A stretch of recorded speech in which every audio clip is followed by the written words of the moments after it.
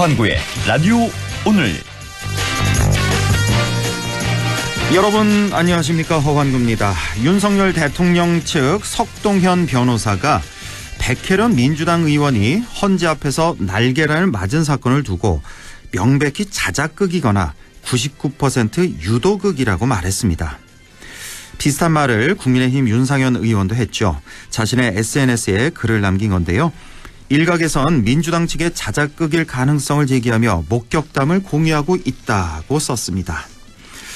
국회의원에 대한 폭력은 또 있었죠. 같은 날 민주당 이재정 의원도 헌재 앞에서 한 남성에게 허벅지를 발로 차였습니다. 아무리 죽고 사는 탄핵 정국이라지만 폭력 사건에도 위로나 수사를 촉구하지는 않고 자작극이라고 몰아붙이다니요.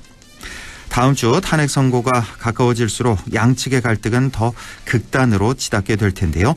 정치권이 갈등을 부추기는 일은 자제돼야겠습니다. 안동문화 방송 라디오 오늘 광고 듣고 시작합니다.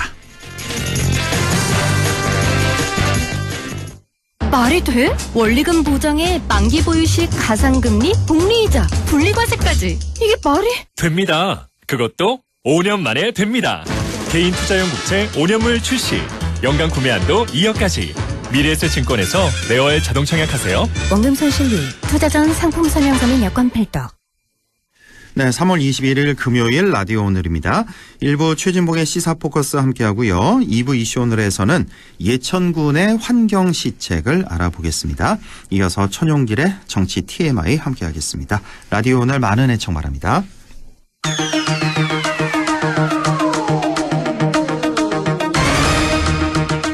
네, 최진봉의 시사포커스 성공회대 최진봉 교수와 함께합니다. 안녕하십니까? 네, 안녕하십니까? 네, 자, 윤 대통령 탄핵 심판 선고 계속해서 늦어지고 있습니다. 다음 주 월요일에 한덕수 총리 선고부터 하기로 결정이 됐는데, 네. 자, 윤 대통령보다 먼저 한 총리를 한다. 이건 뭐 어떻게 해석해야 될까요? 일단 아마 제가 볼 때는 이건 뭐 제 개인적인 생각이라는 걸 전제로, 왜냐면 헌재가 어떤 결정인지 아무도 알 수가 없는 상황 아니겠습니까? 예. 그러다 보니까 추측을 할 수밖에 없는 것인데, 한덕수 총리에 대한 탄핵 결정이 결국은 국정 운영의 어려움, 즉 대통령이 지금 탄핵이 추진되고 있는 상황이기 때문에 어려움이 있다고 하는 국민적 어떤 불안감이 있지 않습니까? 예. 그거를 일단 해결하고 그리고 탄핵을 하려고 한 게 아닌가. 지금 전적으로 제 개인적인 생각이라는 말씀을 드리는 건데요. 예. 그래서 윤석열 대통령에 대한 탄핵을 추진하기 전에 일단 한덕수 대행이 만약에 기각이 되면 돌아오게 되잖아요. 예. 그렇기 때문에 기각이 돼서 돌아오게 되면 국정 운영에 대해서 일정 부분 대행 체제가 다시 가동이 될 수 있고, 그런 구조를 먼저 만들어 놓고, 그리고 또 하나는 한덕수 총리 건은 사실은 윤석열 대통령 탄핵건보다는 훨씬 더 간명하지 않습니까? 네. 그래서 이제 결정하는데 큰 부담이 없을 것이고, 다만 윤석열 대통령 측의 윤석열 대통령에 대한 탄핵은 윤석열 대통령 측에서 요청하고 주장한 여러 주장들을 다 반박을 해서 거기에 대한 논리를 제공해야 되기 때문에 시간이 좀 걸리는 게 아닌가, 그런 생각이 개인적으로 듭니다. 그래서 물론 이것도 제 개인적인 선의에 기댄 기대감이라고 말씀을 드릴 수 있겠지만, 한덕수 총리의 탄핵안을 먼저 결정한다고 해서 윤석열 대통령의 탄핵이 인용이 안 될 거라고 섣부르게 판단하는 것은 제가 볼 때는 좀 맞는 분석은 아니라는 생각이 듭니다, 개인적으로. 네, 뭐 큰 영향은 없을 거다. 윤 대통령 탄핵 심판에는. 그러니까 한 총리에 대한 인용이 나오든 기각이 나오든 각하가 나오든 셋 중에 하나인데. 그렇죠. 자, 뭐 큰 영향은 없을 것이에요. 근데 한편에서 또 걱정하는 분이 이제 만약에 각하가 나올 때 왜 각하가 나오냐. 당시에 이게 151석이냐 200석이냐 갖고 얘기가 많았잖아요. 그래서 그랬었죠. 이거 대통령 권한 대행이니까 대통령 마찬가지니까 200석이어야 됐는데 그때 151석 넘어서 통과된 거 아니냐. 그래서 각하다. 만약에 그렇게 된다면 또 많이 걱정하시는 분들 얘기가 뭐냐면 그럼 이 200석이라면 만약에 이제 윤 대통령은 이제 탄핵이 되고 파면이 되고 그다음에 이제 한 총리 대행 체제로 갈 텐데 만약에 60일 내에 대선을 이제 공고를 해야 될 텐데, 대행이. 그걸 안 하고 또 질질 끌면 어떻게 될 거냐. 예. 이 걱정도 하더라고요. 그래서 질질 끌면 또 다시 탄핵을 시키자니 200석 넘어야 되는 거잖아요. 여기서 각하가 됐기 때문에. 그렇죠. 예. 나아가서 거기까지 걱정하는 분들이 계시더라고요. 보니까. 근데 그 부분 각하가 되는 경우는 정영식 재판관이 지난번에 그 변론 때 총리 변론기를 했던 말을 우리가 되짚어볼 필요가 있는데요. 예. 그 당시에 한덕수 총리 관련된 변론을 하면서 그런 얘기를 했어요. 151석이냐 200석이냐 이거 가지고 논란이 있었다. 그런데 국회가 왜 여기에 대한 논의나 그다음에 표결 없이 이걸 진행했냐. 이게 좀 논란이 되는 소지 아닌가. 이런 얘기를 하거든요. 근데 그 뉘앙스가 이런 거예요. 151석은 잘못됐고 200석이 맞다. 이런 뉘앙스가 아니에요. 아, 그럼요. 국회에서 왜 이 문제를 가지고 논의를 하고 뭐 결렬이 되면 표결을 통해서라도 151석이 맞다라고 결정하고 그 절차를 진행했으면 문제가 없었을 텐데 그 절차의 진행 없이 국회의장이 일방적으로 결정한 것에 대한 논란이 있다. 이런 뉘앙스예요. 그러면 제가 얘기하고 싶은 건 뭐냐면 151석이나 200석이 어떤 게 맞냐라고 정의식 재판관이 얘기한 게 아니에요. 그런 얘기를 한 게 아니고 절차가 미비하다는 얘기를 했어요. 그러니까 각하라고 하는 건 절차상의 미비점이 있을 때 각하를 할 수 있는 거거든요. 그러니까 따지지 않는 거죠. 이게 탄핵에 그게 될지 안 될지를 따지기보다는 탄핵을 추진하는 가운데 절차적 하자가 흥결이 있어서 우리는 이걸 각하해서 더 이상 따지지 않겠다고 결정을 내는 게 각하인데 만약에 지금 이 그 151석, 200석 이 문제를 이유로 각하를 한다면 200석이 맞고 151석은 틀렸다 이렇게 할 거라고 보지 않습니다.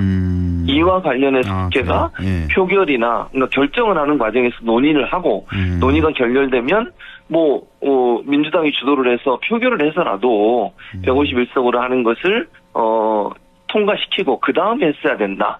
요 정도로 저는 각하를 할 것 같아요. 그러면 좀 다행이고. 네, 그러니까 저는 왜냐하면 그 정영식 재판관의 말을 들어보면 그런 뉘앙스예요. 그게 정영식 재판관 200석이 맞고 151석이 틀리다 이렇게 얘기한 적이 없어요. 질문하는 과정도 보면. 그래서 그건 걱정 안 하셔도 될 것 같습니다. 자, 지금 이 선고가 늦어지면서 양측의 이제 갈등과 스트레스가 아주 최고조로 지금 이번 주에 이제 달하고 있는데 급기야 백혜련 의원 이제 계란 테러를 당했고 그렇죠. 이재정 의원은 또 발길질 당했단 말이에요. 근데 이 계란 테러가 이게 참 무서운 게 지금 이게 생계란을 맞아서 다행이지 만약에 그 삶은 계란 맞았으면 좀 부상이 심했고 이게 만약에 뭐 돌멩이라든지 뭐 유리병이라든지 이런 걸로 이제 발전될 수가 격화될 수가 있잖아요. 양측은 그렇죠. 마찬가지입니다. 국민의힘 의원들도 마찬가지예요. 상당히 이게 좀 심각해지고 있어서 그래서 빨리 헌재 판결이 좀 나와야 된다 이거 맞습니다. 아닙니까? 그렇죠. 이렇게 이제 갈등이 격화되다 보니까 특히 이제 극우 집회에 참석한 사람들이 지금 뭐 이 폭력을 행사하고 이런 행동을 보이는 거 아니겠습니까? 헌재가 이 문제를 질질 끌면 끌수록 국론 분열만 더 커지는 것이고요. 그렇죠. 국가적 혼란 상황이 계속되는 겁니다. 이거 헌재가 왜 이러는지 저도 좀 납득이 안 가요. 이게 이렇게까지 끌 문제인가 하는 생각도 들고 그래서 왜냐면 헌재가 또 뭐라고 그랬습니까? 처음에 재판이 시작할 때 가능한 한 가장 먼저 이 사건을 처리하겠다고 그랬습니다. 그렇습니다. 그리고 실제로 신속하게. 변론도 굉장히 신속하게 했어요. 신속하게 했어요. 근데 끝난 지 지금 한참이 됐는데도 이거를 결정을 안 내리고 3주가 지나가고 있지 않습니까? 그런데 아직도 결정을 안 내리고 있다는 것은 이거는 헌재가 이렇게 하면 안 된다고 저는 봅니다. 이거는 국가 전체적인 어떤 그 손실이고 낭비예요. 이렇게까지 국론이 분열되고 있으면 빨리 결정을 내려줘서 뭐 예를 들면 결론 나와서 어느 한쪽이 거기에 대해서 뭐 반발할 수는 있지만 그거는 일정 시간 지나면 또 마무리가 되지 않겠어요. 그래서 대성국면으로 발에 넘어가야 되는데 이 파면 문제를 빨리 결정을 안 해주다 보니까 결국 이런 갈등의 요소는 커지고 서로가 서로를 향해서 이렇게 물리력을 행사하는 이런 불상사도 벌어지는 거 아니겠어요.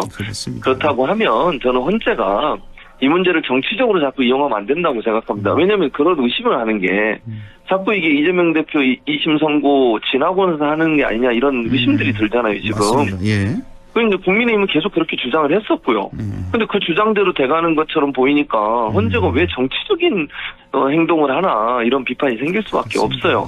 그런 오해를 불식시키기 위해서라도 헌재는 정치적 어떤 상황 전혀 고려하지 말고 그냥 법대로 빠른 시간 안에 저는 선고를 해야 한다고 생각합니다. 그렇습니다. 빠르면 3월 7일 금요일 선거 아니냐. 그때부터 네. 이제 기다리고 있었는데 그렇죠. 네, 지금 맞습니다. 14일 됐고 또 오늘 21일까지 이제 2주가 네. 이렇게 지나가고 있는데 하루라도 빨리, 한시라도 빨리 선거가 내려져야 되겠고.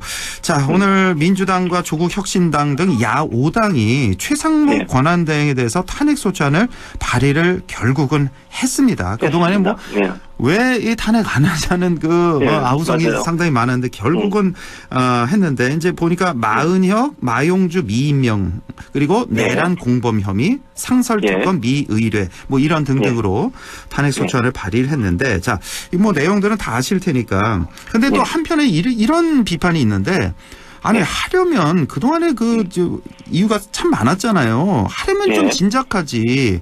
다음 주 월요일에 이제 한덕수 총리 선고가 있지 않습니까? 그렇죠. 그래서 뭐 만약에 이제 여기서 기각되면 바로 한 총리가 복귀하면 이거 지금 최상목 대행에 대해서 탄핵하는 거 이거 의미 없는 거 아니냐? 어차피 내려오니까. 이런 지적도 있는데요. 근데 이제 말씀하신 것처럼 이게 시기적으로 늦었다는 건 이제 진보 진영이나 아니면 국민들 입장에서는 당연히 그런 비판이 나올 수밖에 없죠. 왜냐하면 최상목 대행은 명백하게 헌법을 위반하는 행동을 하고 있잖아요. 지금도. 마은혁 재판관 임명 안 하는 게 위헌이라고 얘기했는데 그걸 전혀 실행하지 않고 있습니다. 거기에다가 취임 뭐 2달 정도 됐는데 지금 거부권만 9번을 행사했어요. 그것도 다 국민의힘이 요청한 겁니다. 국민의힘이 요청한 대로 받아들여가지고 모든 행동을 하고 있으니까 이건 너무 대통령 권한대행 직무를 공정하게 하지 못하고 있다는 증거거든요. 그리고 말씀하신 것처럼 내란 혐의 관련해서 쪽지 받은 거 있잖아요. 그 문제는 수사 대상입니다. 피의자로 입건된 상태고요. 그렇기 때문에 탄핵의 조건은 이미 완성됐어요. 다만 이제 민주당 입장에서는 그동안 참았던 이유가 결국 이제 또 탄핵을 했을 경우에 이제 국가적 혼란이 올 수 있다는 그런 이제 국민적 어떤 불안감 이런 부분들을 고려해서 한 거고요. 저는 최상목 대행이 그걸 이용해 먹었다고 생각합니다. 개인적으로. 그렇게 해도 나를 어떻게 탄핵하겠어.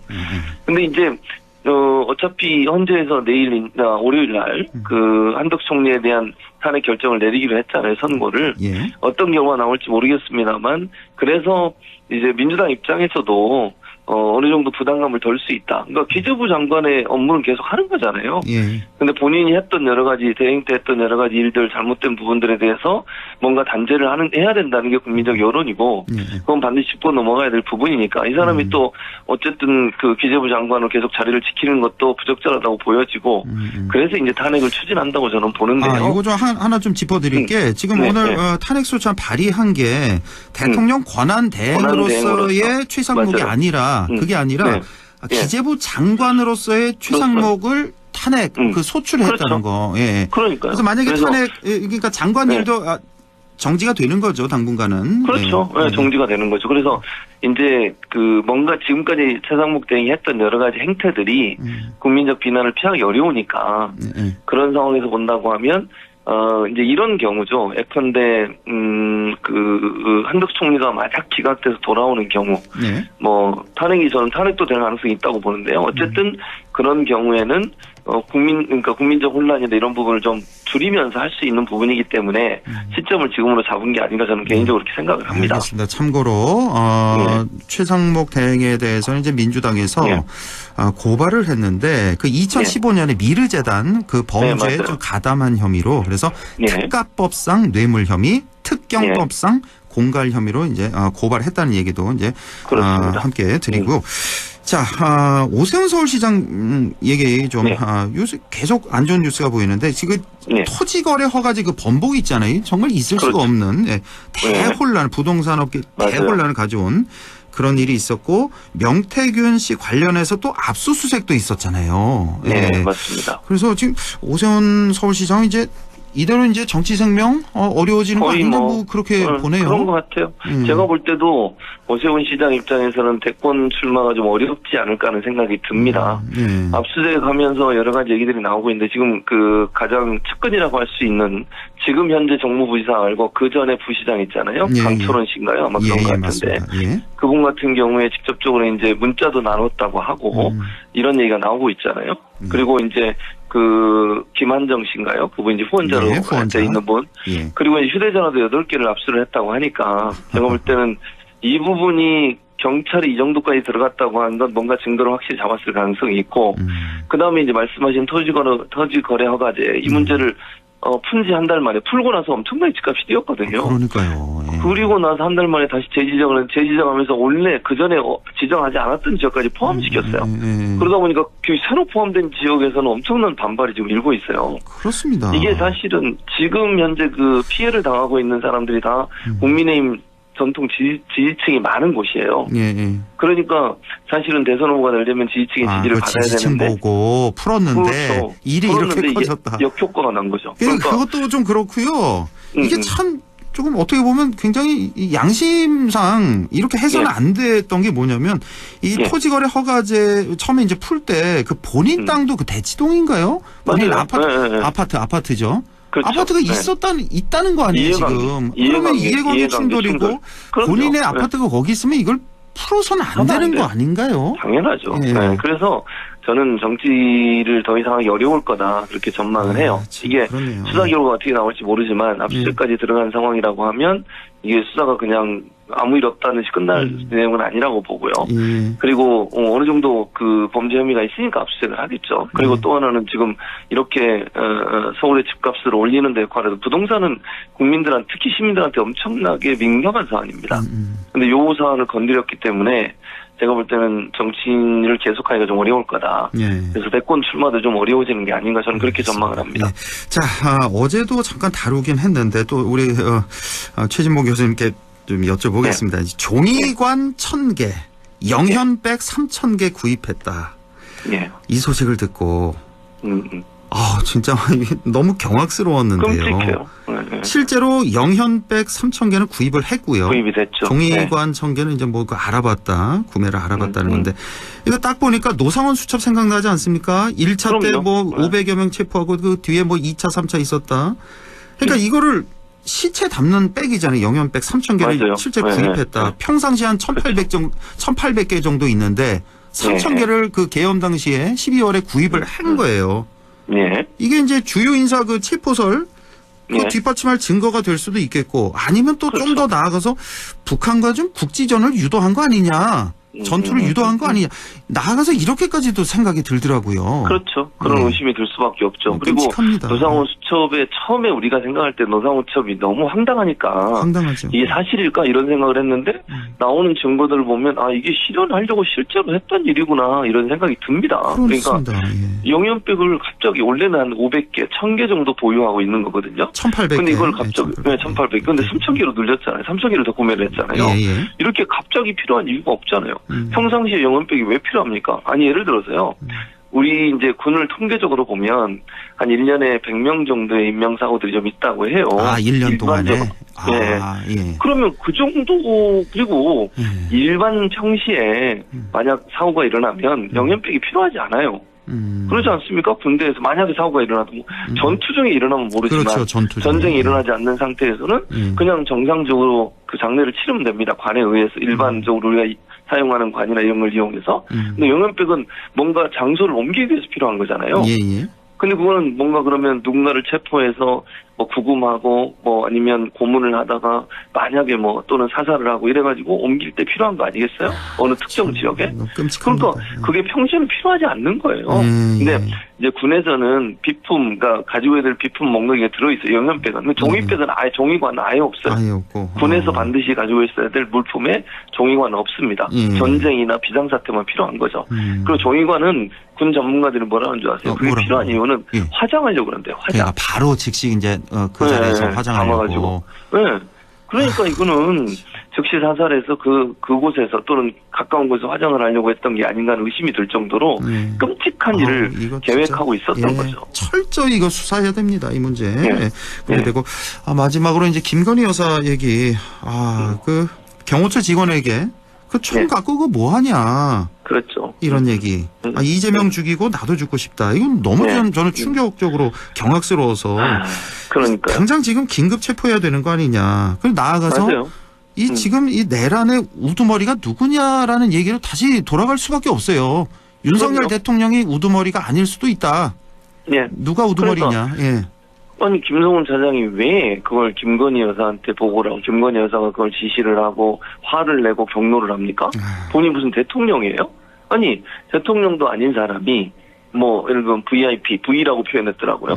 뭐 위험에 처하고 뭐 체포영장 이거 발부된다 어떻게 할 거냐? 예. 우리가 끝까지 막겠습니다 이렇게 얘기하잖아요. 예. 근데 그걸 왜 김건희 여사한테 보고를 하냐고요? 저는 그것도 납득이 안 갑니다. 무슨 국정농단 아닙니까 이게? 대통령 부인이 무슨 권한이 있다고 경호처 직원한테 이래라 저래라 어떻게 대응해라 총을 갖고 왜 그걸 안 하냐 이런 얘기를 할 수가 있냐는 거죠. 그건 그 자체로 문제가 있다고 보여지고요. 지금 우리가 늘 의심하는 것처럼 김건희 씨가 여러 분야에서 국정에 개입한 게 아니라는 의심을 또 하나 증명해주는 그런 사건이 아닌가 하는 생각이 들고 김성훈 이자는요. 이 사람은 김건희 여사나 윤석열 대통령이 불법적인 어떤 행동을 하는 거잖아요. 예컨대 그 체포영장 발부됐으면 그건 법을 집행하는 거예요. 그건 막으면 그게 불법이에요. 안 되는 거죠. 예. 근데 그 불법을 저지르면서 총기를 휴대하고 다 7단까지 준비해놨다는 거 아닙니까? 예, 예. 그런 일을 따르겠습니다. 뭐 끝까지 지키겠습니다. 뭐 기관총 이런 표현을 하는 게 말이 됩니까 이게? 저는 이런 부분이 결국은 김건희 씨가 얼마나 농단의 국정에 개입했는지를 보여주는 하나의 사례라고 생각합니다. 어쨌든 뭐 탄핵이 만약에 이제 인용이 되고 정권이 바뀌고 그러면 정말 이 김건희 게이트 이게 확 열리면 정말 우리나라가 한 번 더 뒤집힐 것 같습니다. 제 생각에는. 예, 얼마나 많은 그 진실들 쏟아져 나오면 진실들. 자, 김성훈 차장 그리고 이광우 본부장 영장 실질 심사가 오늘 있는데 뭐 당연히 발부가 된다 이렇게 돼야겠죠. 저는 그렇게 돼야 되죠. 왜냐하면 지금까지 나온 증거들만 봐도 이 사람들은 경호 업무가 아니라 불법적인 일을 했다고밖에 볼 수 없어요. 그 총기 사용도 마찬가지고요. 그리고 그걸 불법적인 일을 따르지 않을 수 있는 권리를 갖고 있는 부하들에게 뭐 욕설하면서 막 죽여버리겠다고 이런 얘기까지 했다는 거잖아요. 지금 뭐 그 불법적인 일을 시키는 거잖아요. 맞습니다. 그게 바로 직권남용입니다. 경호처 내 지금 보복 인사 중이라고 하는데 지금 경호처 그 직원들을 위해서라도 빨리 꼭 발부가 돼야 될 것 같습니다. 오늘 밤 늦게 내일 새벽에 나올 것 같은데요. 예. 오늘 여기까지 듣겠습니다. 성공회대 최진봉 교수와 함께했습니다. 고맙습니다. 네, 감사합니다. 네, 라디오 오늘 2부에서 뵙겠습니다.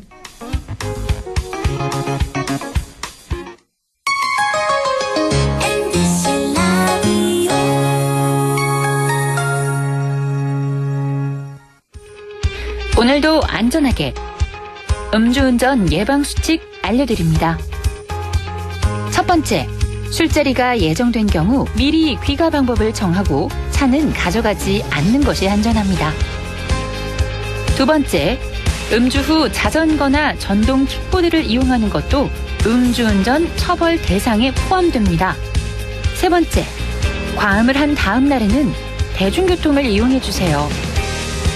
숙취 음주운전 역시 처벌 대상입니다. 네 번째, 음주운전을 방조하는 경우에도 3년 이하의 징역형 또는 1,000만 원 이하의 벌금형에 처해질 수 있습니다. 적극적으로 말려주세요. 위험한 음주운전 미리 예방하여 소중한 생명을 지켜주세요.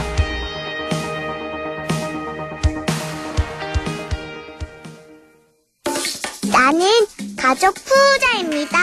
얼마나 부자냐면요. 우리 집에 와서 나를 챙겨주는 돌보미 이모도 있고요. 아빠가 육아휴직할 때 회사를 지켜주는 삼촌들도 있어요. 때마다 예방주사 놔주는 간호사 오빠. 첫 만남 이용권으로 내 동생도 챙겨주는 공무원 언니까지. 우리 가족 진짜 많죠? 여러분도 올해는 꼭 가족 부자 되세요. 다 같이 키우고 다 같이 행복하게. 공익광고협의회.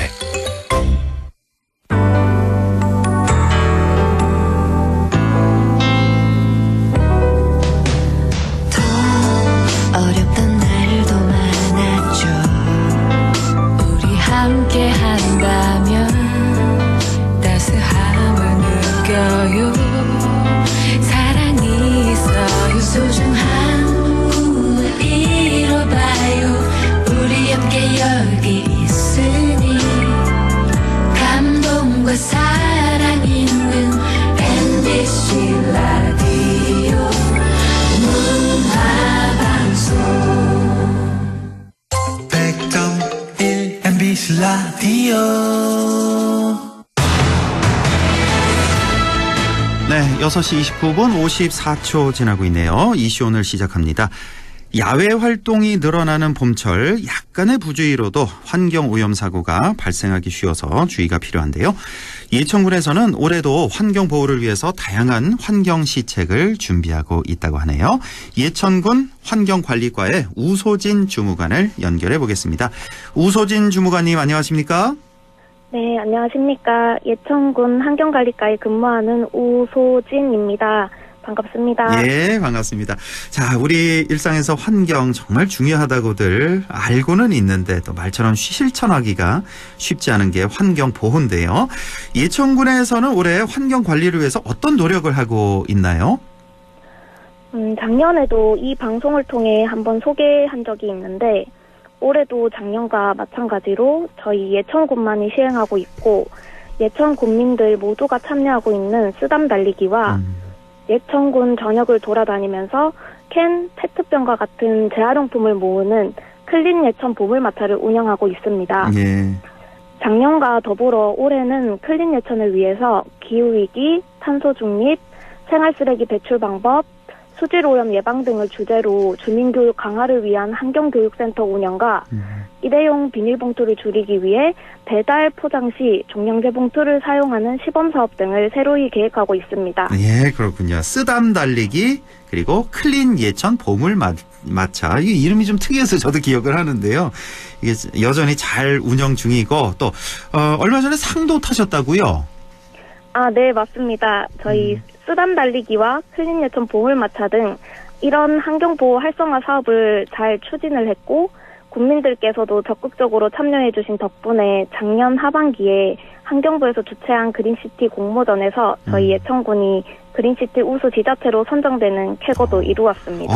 환경부 상도 이렇게 받았고 축하드립니다. 늦었지만. 네. 자, 그럼 올해는 그럼 특별히 예천군에서 환경 분야에서 중점적으로 추진하는 정책이나 사업이 있나요?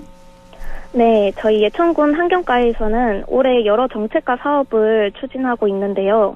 그중에서도 생활 폐기물 불법 배출 근절 대책에 대해 말씀드릴까 합니다. 생활 폐기물 불법 배출 근절 대책. 자, 기본적으로 다들 알고는 계실 것 같은데요. 그렇죠? 아, 네, 맞습니다.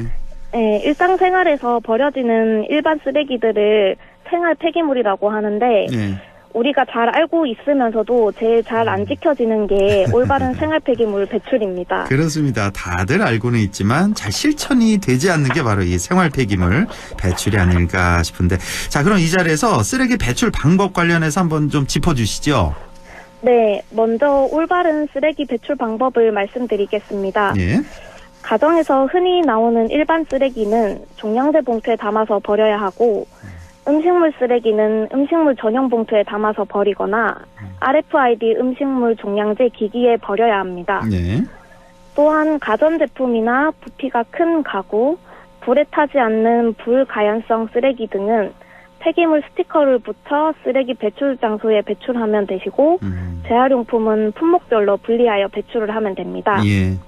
하지만 이런 부분들을 잘 지키지 않고 쓰레기를 배출하는 것이 불법 배출이라고 합니다. 그렇죠. 이제 말씀 들으시는 분들이 다 알고 있어 하는 그런 내용들인데 이게 실천이 잘 안 되는 경우가 있을 것 같은데, 그러면 우리가 흔히 발생할 수 있는 불법 배출 예시를 좀 들어주시면 이해가 더 쉬울 것 같은데요. 네, 간단하게 주민들이 쓰레기를 잘못 배출하는 불법 배출의 대표적인 유형 3가지를 말씀드리겠습니다. 예. 첫 번째는 종량제 봉투를 사용하지 않고 일반 비닐봉투에 쓰레기를 담아 버리거나 종량제 봉투 없이 쓰레기 그대로 무단으로 배출하는 경우입니다. 예. 두 번째는 혼합 배출입니다. 음식물 쓰레기와 일반 쓰레기, 재활용 쓰레기를 구분하지 않고 함께 버리는 경우입니다. 예. 마지막 세 번째는 냉장고, 세탁기, 장롱, 소파 등 대형 가전 가구 제품을 버릴 때 폐기물 스티커를 부착을 해야 하는데 스티커를 부착하지 않고 버리는 경우입니다. 방금 말씀드린 이 세 가지가 불법 배출의 8에서 90% 이상을 차지하고 있습니다. 아, 그렇군요. 네, 그래서 저희 예천군에서는 올해 쓰레기 불법 배출에 대한 단속과 계도 그리고 홍보를 강화하여 생활 폐기물 불법 배출을 근절하고자 합니다. 예. 첫 번째가 이제 종량제 봉투. 이건 뭐 다들 잘 알고 계실 것 같고. 이제 두 번째 말씀하신 혼합 배출. 그러니까 종량제 봉투에다가 음식물 쓰레기 같이 버리면 안 되는데 종종 이런 분들 많이 계실 것 같아요. 예. 이거 절대 안 된다는 거 다시 한번 강조를 드립니다. 자, 단속과 홍보도 지금 예천군에서 아주 강화하고 있다고 들었는데 작년 같은 경우에 예천군에서 단속은 어느 정도나 됐습니까? 아, 네. 작년 우리 예천군에서는 쓰레기 불법 배출 행위로 단속한 건수가 337건이었고 이 중 가태료 부과 건수가 78건, 가태료 부과 금액이 약 750만 원이었습니다. 아, 단속 건수가 337건이다. 생각보다는 좀 적발 건수가 좀 많은 거 아닙니까? 이 정도면? 네, 적발 건수는 많지만 이에 비해 가태료 부과 건수가 적어서 아직까지 불법 배출이 만연합니다. 좁고 서로 잘 아는 농촌 지역 특성상 가태료를 부과한다는 것이 쉽지만은 않았던 것 같습니다. 그래서 올해는 읍면과 군청에서 합동으로 좀 더 적극적인 불법 배출 단속과 계도를 해나갈 계획입니다. 단속뿐만 아니라 또 홍보도 계속 이어나갈 건데요. 저희 쓰레기 배출 요령 홍보물과 리플렛을 배포하고 쓰레기 불법 투기 단속용 CCTV 설치는 물론이고 찾아가는 환경교육이라고 해서 거동이 불편하신 분들을 위해 마을 회관을 방문하면서 주민들을 직접 만나 쓰레기를 버리는 요령과 불법 배출 시 가태료가 부과된다는 사실 또한 설명하고 알려드릴 계획입니다. 일부 읍면에서는 찾아가는 환경교육을 이미 시행하고 있는데 아주 뜨거운 호응을 얻고 있습니다. 아, 그렇군요. 예, 찾아가는 환경 교육도 이렇게 하고 계시고 단속도 하고 이제 홍보를 좀 위주로 하시고 정 안 되면 이렇게 단속하는 그런 방향으로 좀 해주시면 좋겠네요. 아무래도 이제 직접 만나서 이렇게 설명드리면 효과가 훨씬 더 좋을 테니까요. 예천군의 깨끗한 환경 앞으로도 기대해도 좋겠습니다. 네, 기대 많이 부탁드립니다. 그리고 저희 예천군 환경관리과에서 운영 중인 함께해요 클린 예천이라는 네이버 밴드가 있는데 이 밴드의 단속 현장 사진이나 불법 배출 사례 그리고 올바른 쓰레기 배출 방법과 마을 회관에 찾아가 주민들에게 교육 및 홍보하는 사진 등을 올려서 예천군민 모두가 볼 수 있도록 공유도 할 계획입니다. 아유, 좋네요. 함께해요 클린 예천 네이버 밴드도 있다는 거. 자, 이렇게 예천군 환경관리과에서 환경을 위해 많은 노력을 하고 있으니까 우리 주민들께서도 그 실천하는 그 노력이 필요할 것 같습니다. 자, 마지막으로 하실 말씀, 덧붙일 말씀 있으시다면요. 네. 우선 라디오 방송을 통해 예천군의 환경 업무를 소개할 수 있어서 너무 영광이고 좋은 시간이었습니다. 가정에서 버리는 쓰레기 정말 어렵지 않으니까 조금만 신경 써서 배출해 주시면 좋겠고 올바른 쓰레기 배출 습관을 생활화하면서 깨끗한 예천을 만들어 가는데 협조하여 주시면 감사하겠습니다. 그리고 올해부터 희망자를 신청받아 예천군 순환형 매립장 및 생활자원해소센터에서 쓰레기 처리 과정을 전반적으로 보여주며 올바른 분리 배출에 대한 체험 교육을 실시하고 있으니까 주민분들의 많은 관심과 참여를 부탁드립니다. 예, 알겠습니다. 예천군의 환경 시책과 또 생활 폐기물 불법 배출 근절에 대해서 오늘 이렇게 말씀 나눠봤습니다. 지금까지 예천군 환경관리과의 우소진 주무관이었습니다. 주무관님 고맙습니다. 네, 감사합니다. 네. 라디오 오늘에서는 청취자 여러분의 참여를 기다리고 있습니다. 우리 지역에서 발생한 사건 사고 소식이나 함께 토론하고 싶은 내용을 안동 MBC 홈페이지 라디오 오늘 게시판에 올려주시기 바랍니다. 전화와 문자 참여도 하실 수 있습니다. 전화는 851국에 7191번, 문자는 샵 0913번으로 보내주시면 됩니다. 문자는 단문 50원, 장문 100원의 정보 이용료가 있습니다. 여러분의 많은 참여 바랍니다.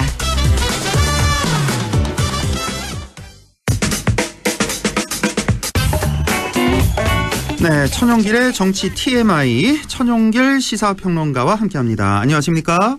네, 안녕하십니까? 네, 오늘 정치 TMI 어떤 얘기 나눠볼까요? 네, 윤석열 대통령이 탄핵 심판 선고 일정이 아직까지 좀 안개 속에 가려져 있는데 이 가운데 국민의힘 소속의 경북도지사 또 경북도의원들이 연일 탄핵 심판 각하 결정을 촉구하고 나섰습니다. 어떤 일이 있었는지 또 헌법재판소 판결과 연계해서 이 경북 정치인들이 왜 이런 주장을 하고 있는지 이 분석을 한번 해보겠습니다. 우리 지난주에도 이 얘기 조금 했었죠. 네, 그래서 왜 이렇게 정치 행보 그렇게 안 하던 도지사가 왜 갑자기 이런 행보를 할까? 그 의도까지 이제 분석을 해주셨는데, 네. 자 지난주에 이어서 이번 주에도 이철우 지사가 연일 탄핵 심판 각하를 촉구하는 글을 SNS에 올렸죠. 그렇습니다. 지난주에는 윤석열 대통령 각하 부르기 운동을 합시다. 이런 글을 또 올렸고, 또 지난 15일, 토요일이죠. 이 경북 구미에서 열린 탄핵 반대 집회에 참석해서 윤석열 대통령 살릴 수 있죠. 이 박정희 대통령 때 각하라고 불렀는데, 이 박정희 대통령 하면 각하라고 얘기해 주세요. 이 각하 보고 싶습니다. 라고 또 발언을 했습니다. 예. 이어서 또 18일이었습니다. 이번 주에는 이승만과 박정희 전 대통령 사진을 배경으로 이 자신과 윤석열 대통령이 나란히 서 있는 사진에 각하 보고 싶습니다라고 쓴 한 장의 사진을 또 SNS에 올리기도 했었습니다. 여기서 각하는 누구 보고 싶다는 걸까요? 네, 아마 이승만, 박정희 두 전 대통령과 더불어서 윤석열 대통령까지 함께 언급한 것으로 보이고요. 윤 대통령 포함 해서. 그렇습니다. 그리고 또 19일이었습니다. 바로 다음 날 SNS에다가 이 각하대 아버지 용어의 연성 사상전이라는 제목의 글을 올렸습니다. 이 국립국어원의 표준국어 대사전을 보면 각하는 이 특정한 고급 관료에 대한 경칭이라면서 이 권위주의 시대에 부정적으로 인식된 점은 있었으나 그 자체로 나쁜 의미가 있는 것은 아니다. 이렇게 또 항변을 하기도 했습니다.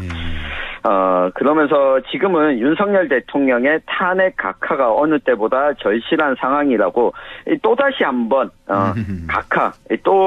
각하라고 하는 용어를 쓰면서 윤 대통령에 대한 탄핵 심판 각하를 바라는 메시지를 지금 이번 주만 해도 두 차례 그리고 지난주부터 보면 이 네 차례 이 메시지를 꾸준히 지속적으로 내고 있습니다. 총 4차례나 되는군요. 그렇습니다. 자, 이러자 지역의 시민단체와 야당의 비판도 있었지요. 그렇습니다. 이 포항시민단체 연대회가 19일 날 성명을 냈는데요. 이 각하라는 호칭이 권위주의를 상징한다는 비판 때문에 이 노태우 대통령 취임부터 이 호칭의 사용을 금지해왔고 현재도 쓰지 않고 있다. 그럼에도 이철우 지사가 이 각하 부르기 운동을 하자는 주장은 이 시대에 뒤떨어진 뿐만 아니라 권위주의 시대의 잔재를 되살리고 이 독재로 회귀를 꿈꾸는 것이다. 이렇게 비판을 했습니다. 곧이어서 더불어민주당 임미애 국회의원이 어제 윤석열 탄핵 각하가 절실하다고 하는데 이 성공적인 에이펙 개최는 포기한 겁니까? 라고 되물으면서 에이펙 성공에만 전념해도 모자랄 때이다. 이 말장난도 이 극우 세력판에 숟가락 얹는 것도 그만하십시오. 이 강하게 또 비판을 했습니다. 말장난도 하지 말고 숟가락 얹는 것도 하지 마라. 이렇게 비판했고. 그렇습니다.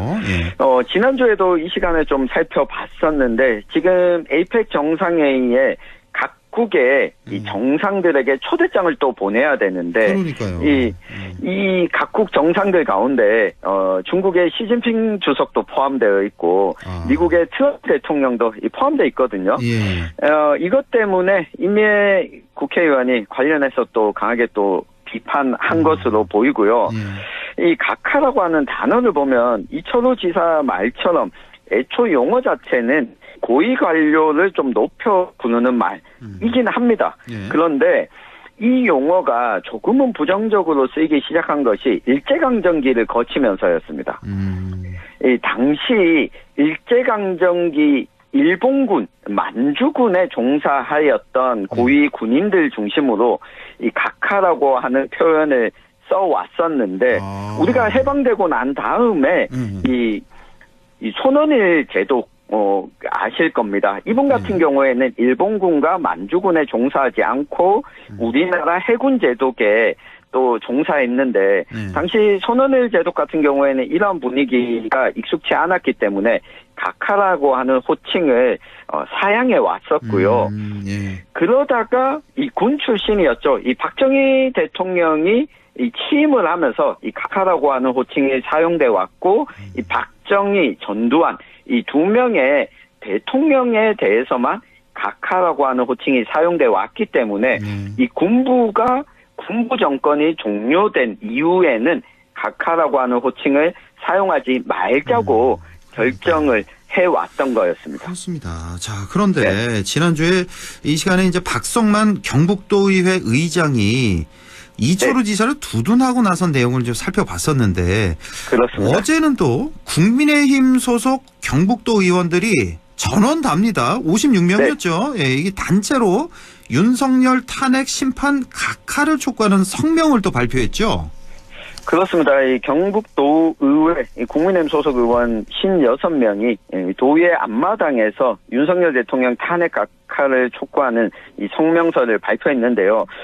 사실 우리가 좀 생각해 봐야 될 부분 중 하나가 전국에서 지방의회 의원들이 이러한 입장을 밝힌 건 경북이 유일하다는 겁니다. 그렇습니까? 네, 왜냐하면 지난주에도 한번 짚어드렸지만 윤석열 대통령이 비상계엄을 선포하면서 발표했던 이 계엄 포고령 내용을 보면 지방의회의 활동도 모두 정지시킨다라고 하는 내용이 포함되어 있었거든요. 국회 및 지방의회, 그렇죠? 다 들어갔죠. 예. 그렇습니다. 이 지방의회의 활동을 정지시킨다라고 했던 이 포고령에 대해서는 지방의원들이 입장을 밝히지 않았는데 이 윤석열 대통령 이 탄핵 심판 각하를 촉구하는데 또 입장을 냈다. 그것도 경북도의원들이 이 전국에서 유일하게 처음 이런 입장을 낸 것도 한번 좀 살펴봐야 합니다. 내용을 보면요, 이 헌법재판소가 법과 정의의 원칙에 따라 조속히 각하 판결을 내려달라 이런 촉구하는 내용이 담겨져 있었습니다. 예, 참 이 일을 어떻게 받아들여야 될지. 예. 자, 탄핵 반대를 주장하는 쪽에서 어느 순간부터 기각이 아니라 이제 각하를 주장하고 나섰는데 그 차이부터 좀 살펴주시죠. 그렇습니다. 우리 청취자들 그리고 우리 시민들 모두 이러한 법률 용어에 한동안 지금 너무나도 익숙해져 있었는데요. 그렇지만 좀 정리를 하면 이 법률상 각하는 형식적인 요건 자체가 좀 미비해서 탄핵 심판 청구 자체에 이유가 없다. 청구할 이유가 없다고 판단해서 판결 자체를 하지 않는다는 의미입니다. 이 반면에 기각은 소송 절차는 문제가 없어서 재판을 진행해 봤더니 이 청구했던 혐의가 애초 혐의와 맞지 않는다고 이 재판부가 판단을 해서 소송을 끝내는 건데 이 각하와 기각은 이렇게 다른 개념입니다. 그렇습니다. 뭐 다들 아실 텐데 각하는 그 판결 자체를 하지 않는다. 뭐 유죄인지 무죄인지 뭐 이런 걸 안 한다. 그리고 기각은 판단하는 거죠. 판단해서 그렇습니다. 우리가 알기 쉽게 이제 무죄를 선고하는 거예요. 마찬가지로. 예, 비슷하다. 맞습니다. 그렇게 생각하면 되겠습니다. 예. 네, 윤 대통령에 대해서는 이 일종의 탄핵 심판이라고 하면 징계위원회에 회부를 한 거기 때문에 유무죄는 아니고 직을 수행할 수 있다 없다 요걸 뭐 판단하는 건데 지금 윤 대통령 탄핵 심판 결정이 예상됐던 시기보다 늦어지면서 이 헌법재판소 재판관들 사이에 각하 의견이 있는 것 아니냐 이런 이야기가 여권을 중심으로 제기가 되고 있습니다. 윤 대통령이 내란죄 혐의로 구속됐다가 이 석방된 이후부터 이러한 주장이 나오고 있는데요. 뭐 다른 이유도 있었겠지만 이 공수처가 수사 권한이 없다는 이 절차적인 문제가 이 문제시 되면서부터인데 이 탄핵 심판도 절차적으로 문제가 있는 것 아니냐 이런 주장을 하기 시작한 겁니다. 예. 그런데 이 헌법재판소 재판관들이 어떻게 좀 의견을 나누는지 정확히 알 방법은 없지만 이 각하 가능성은 크지 않다고 보는 게 맞는 것 같습니다. 예를 들면 만약 8명의 헌재 재판관들 가운데 5명은 인용을 주장하고 있고 3명이 이거는 판단해볼 필요가 없다. 조건에 맞지 않기 때문에 각하해야 된다. 이런 의견을 내고 있다면 최종 결론은 각하가 아니라 기각이 되거든요. 아, 그렇게 되는 거예요? 그렇습니다. 5명이 인용이고 3명이 각하다 이러면은 최종 각하가 아니라 기각이다 이런 얘기죠. 6명이 안 나오니까. 예. 네. 이것 때문에 만약 이걸 절차적으로 문제가 없다, 심판해야 된다라고 하는 재판관들이 5명만 되더라도 각하 결정은 나올 수가 없거든요. 그리고 또 한 가지는 이 탄핵소추안 원안에서 형사상 내란죄 혐의를 뺀 것이 절차상 문제가 된 것 아니냐 이런 주장이 계속 있어 왔는데 최근 들어서 다시 또 제기가 되고 있습니다. 그런데 이 부분은 정영식 재판관이 탄핵 심판 초기부터 그렇게 해도 된다라고 정리를 하면서 재판 절차가 진행이 됐고요. 그렇죠. 만약 절차적 정당성이 문제가 되었다면 10여 차례 변론기일을 자꾸 진행하지도 좀 않았을 가능성이 크고 이걸 다 따져봤을 때 각하 결론은 사실상 어려운 게 아니냐 이렇게 보는 게 맞는 것 같습니다. 알겠습니다. 자, 그런데 왜 이렇게 각하 결정을 계속 촉구하는 것일까요? 네, 이게 몇 가지로 볼 수 있는데요. 헌재 재판관의 이 평의가 길어지면서 재판관들끼리 서로 의견이 다른 것 아니냐 이런 이야기가 나오고 있어서입니다.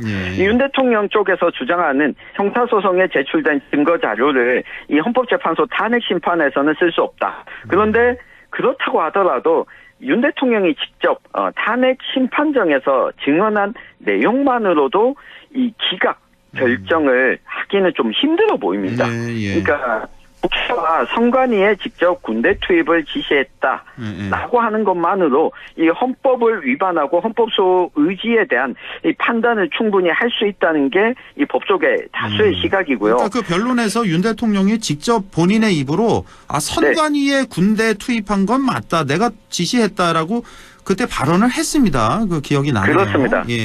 네, 이것 때문에 기각 가능성은 크지 않다 보니 절차적인 부분의 문제를 삼자 때문에 각하 주장을 할 수밖에 없다는 의견이 있습니다. 그리고 또 한 가지는 이것과 연동해서 보수 정당 내에서 좀 입지를 강화하려는 이철우 도지사의 욕망이 적극적으로 발현됐다라고 볼 수 있겠습니다. 그러니까 임미애 의원도 짚었지만 국민의힘 광역단체장 가운데 이철우 지사처럼 이렇게 나서는 사람은 사실 좀 보기 힘듭니다. 홍준표 지사? 홍준표 시장? 네, 홍준표 시장도 각하 결정을 내려야 된다. 이런 주장을 강하게 여러 차례 하고 있지는 않거든요.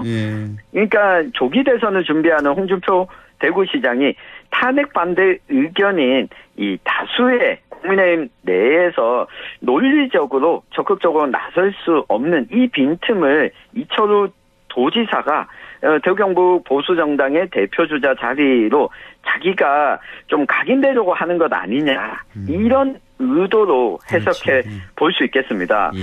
게다가 이 헌재 판결 이후에도 만약 인용 결정이 나온다면 인용됐더라도 이게 사실상 각하되었어야 했는데 헌재가 문제 있다. 이런 논리를 추후에도 펼치기 위해서라도 각하 주장을 계속하고 있는 게 아닌가 풀이해 볼 수 있겠습니다. 네, 다음 주에는 탄핵 심판 결정 나오겠죠?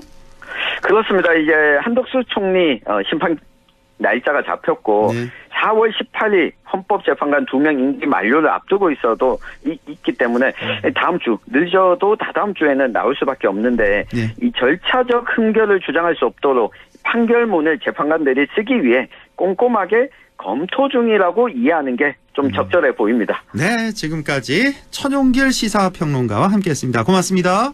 감사합니다.